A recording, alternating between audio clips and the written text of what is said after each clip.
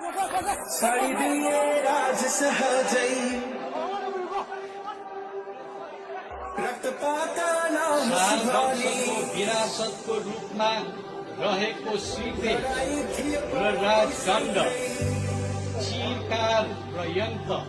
सुरक्षित रूपमा राख्ने गरी आजकै मितिमा नेपाल सरकारको जिम्मामा रहने गरी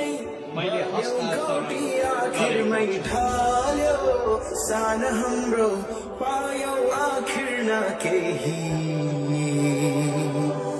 त्यागिदिए श्री पेज सजिलै जनताको हित स्वीकारी लडाई थियो पराई सँगै तर सिपाही नेपाली नै